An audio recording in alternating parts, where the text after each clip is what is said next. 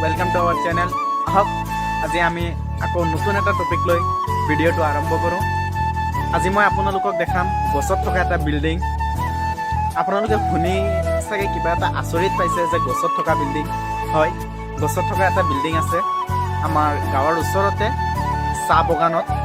বলক আপোনালোকক বিল্ডিংটো দেখাই লৈ আহোঁ। হেল্ল' ফ্ৰেণ্ড, আহি আছোঁ। আপোনালোকক কৈছিলোঁ গছত থকা বিল্ডিং এটা দেখাম। গৈ আছোঁ আৰু অলপ দূৰ আছে, ঘৰৰ পৰা বেছি দূৰ নহয়, 1 কিলোমিটাৰমান হ'ব। বাইক লৈ আহিব পাৰিলোঁ হয়, অহা নাই। মানে মোৰ কিবা এটা প্ৰব্লেম আছিলে মানে কেইদিনমান আগতে মোৰ এটা এক্সিডেণ্ট হৈছিলে। এক্সিডেণ্ট হোৱাৰ ফলত মানে গোহাতখন মোৰ ফ্ৰেকচাৰ হৈছিলে। ডক্টৰে মানা কৰিছে বাইক বাই চান্স নাই, মানে যদি আকৌ পৰি যাওঁ কিবা হৈ যায়, ভাঙি গ'লে আকৌ প্ৰব্লেম হ'ব। সেইকাৰণে গাড়ী চলাব মানা কৰিছে কিছুদিন। সেইকাৰণে বাইকখন লৈ অহা নাই, খোজকাঢ়ি আহিছোঁ অলপ কষ্ট কৰি। অলপ যাই পামেই আৰু এতিয়া আপোনালোকক ৰাস্তাৰ ভিউটো দেখাই দিছোঁ।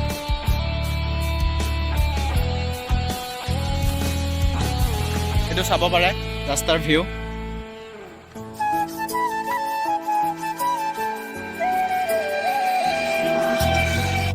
এয়া চাওক, আমি গৈ আছোঁ পথাৰৰ মাজে মাজে আমাৰ ডেষ্টিনেশ্যনলৈ।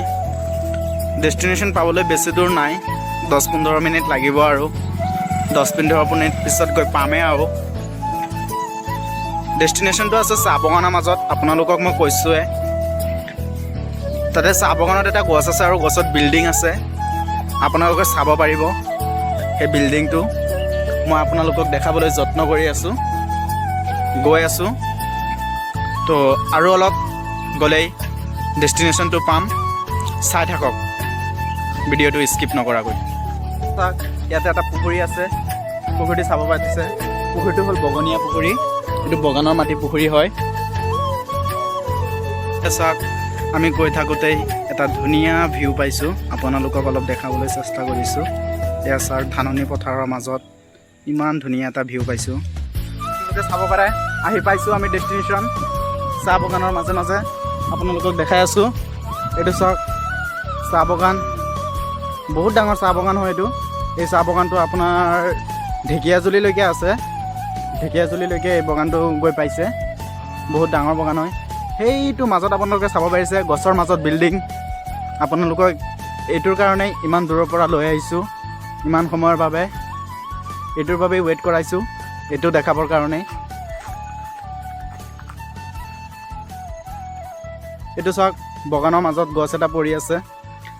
এটা বস্তু ভাল আছে, ইমান ডাঙৰ গছ পৰি আছে কিন্তু ৰাইজৰ মানুহ আহি ইয়াতে হাত দিয়া নাই, এই বস্তুটো লৈ যোৱা নাই কাটি কিনে। এই বস্তুটো ভাল আছে। বাগানত কিবা এটা পৰি আছে, এইটো চাহেবে লোৱা বাদে বেলেগ কোনেও আহি বাগানত হাত নিদিয়ে। এই চাওক, আপোনালোকে চাব পাৰে আমি আমাৰ ডেষ্টিনেশ্যন আহি পাইছোঁ। এইটোৱে হ'ল গছত থকা বিল্ডিং, ট্ৰি হাউচ। ইমান টাইম কৈ আছিলোঁ গছত থকা বিল্ডিং বুলি। এইটোৱে হয় গছত থকা বিল্ডিং, যাক ট্ৰি হাউচ বুলি কওঁ আমি। আহক ওপৰলৈ যাওঁ আৰু আপোনালোকক দেখাওঁ এই বিল্ডিংটো। এয়া গৈ আছোঁ বিল্ডিঙত, ট্ৰি হাউচত উঠি আছোঁ। এইটো লৰি আছে, এইটোৰ পৰা পৰি গ'লে ব্লগাৰ মৰি যাব। চাব পাৰিছে, এইটো ট্ৰি হাউচ। ইয়াতে লাইন মাৰি আছে, এয়া পূৰা লাইন মাৰি আছে ছোৱালীৰ লগত। চাব পাৰে, পূৰা লাইন মাৰি আছে, কাজিয়া কৰি আছে ছোৱালীৰ লগত। এইটো হ'ল ট্ৰি হাউচ, গছত থকা বিল্ডিং। এইটো চাব পাৰে, এইটোৱে হ'ল গছত থকা বিল্ডিং। এইটো পানীৰ টেংকি আছে, বাগানৰ টেংকি, বাগানৰ পানী টেংকি হয়। বাগানৰ চাহপাত তুলিব আহে কৰ্মচাৰীবিলাকে, সিহঁতক ইয়াৰ পৰা পানী দিয়া হয় পানী খাবৰ বাবে। এইটো টেংকিতে পানী অনা হয়। হ'বৰ কাৰণে উঠিছোঁ, পানীৰ টেংকিটোৰ ওপৰত উঠিছোঁ। আপোনালোকক এটা 360 ভিউ দেখাম, সেইকাৰণে উঠিছোঁ। বাগানৰ ভিউটো দেখাবলৈ অলপ চেষ্টা কৰি আছোঁ। এইটো চাব পাৰে বাগানৰ ভিউটো, বহুত ধুনীয়া দেখা যায় ভিউটো।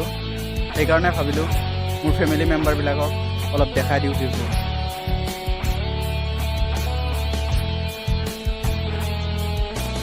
এটা কথা জানেনে নাই গম নাপাওঁ, এই পুলিবোৰ যে চালে আপোনালোকে, এই পুলিবোৰ মানে যিটো গছ পুলি, এই পুলিবোৰ 50 বছৰলৈ জীয়াই থাকে এটা পুলি। আৰু যিটো গুটি পুলি হয়, সেই গুটি পুলিটো 90 বছৰলৈকে জীয়াই থাকে। আপোনালোকে গছপুলি হয় এইটো 50 বছৰলৈকে জীয়াই থাকে আৰু এই গছৰ পাতটো কোনটো পাতৰ পৰা চাহপাতটো হয় সেইটো মই আপোনালোকক অলপ দেখাই আছোঁ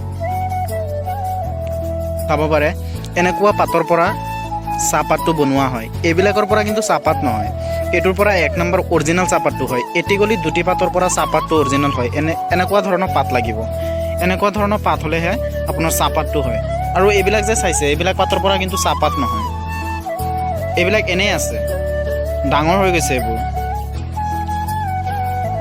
আৰু এইটোৰ পৰাহে অৰিজিনেল চাহপাতটো ওলায় সেই এটিকলি আৰু দুটি পাত লাগিব আপোনালোকে চাব পাৰিছে এটিকলি আৰু দুটি পাত আছে তলত এনেকুৱা ধৰণৰ পাতৰ পৰাই চাহপাতটো বনোৱা হয় এইটো আপোনালোকক নাৰ্চাৰীটো মই দেখাই দিছোঁ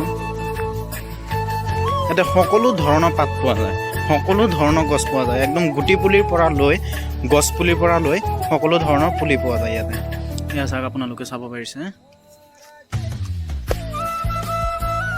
এইটো চাব পাৰে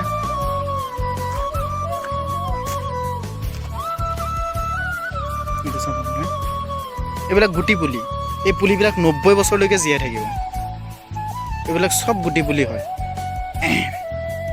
এয়া চাওক ইয়াতে এটা কাম কৰে ইহঁতে যেতিয়া গছটো আপোনাৰ গুটিৰ পৰা পুলিটো ওলাব ধৰে তেতিয়া আগটো কাটি দিয়ে মানে এই ডাঙৰ পাতটো যে গজিবৰ কাৰণে এই কুলি পাতটো যিটো ওলায় যিটোৰ পৰা চাহপাত হয় মানে সেই পুলিটোৰ পৰা সেই পাতটো কাটি দিয়ে আপোনালোকে চাব পাৰিছে এইটো চাওক পুলি পাতটো কাটি দিয়াৰ পিছত এই পাতটো ওলাইছে এই পাতটো ওলোৱাৰ পিছত আকৌ এইটো ওলাইছে এইটো আকৌ কাটি দিব যেতিয়া অলপ ডাঙৰ হ'ব আকৌ কাটি দিব এই কুলিটো কাটি দিব এই পাতটো ৰাখি দিব নহ'লে এই পাতটো ৰাখি দিব কুলিটো কাটি দিব যাতে এই কুলিটোৰ পৰা আকৌ আৰু এটা আপোনাৰ শিপা ওলাই আহিব পাৰে আৰু সেই শিপাৰ পৰা পাতবিলাক গজিব পাৰে এইখিনিয়ে আছিলে আজিৰ ব্লগ ঘৰত আহোঁতে আহোঁতে দেৰি হৈ গ'ল ৰাতি হৈ গৈছে সেইকাৰণে ৰাস্তাত ব্লগ চগ নকৰিলোঁ আৰু ঘৰত আহি পালোঁ ৰাতি হ'ল আশা কৰিছোঁ আপোনালোকে আজি ভিডিঅ'টো ভাল লাগিছে আপোনালোকৰ যদি ভাল লাগিছে এটা লাইক কৰিব এটা কমেণ্ট কৰিব আৰু যিসকলে মোৰ চেনেলত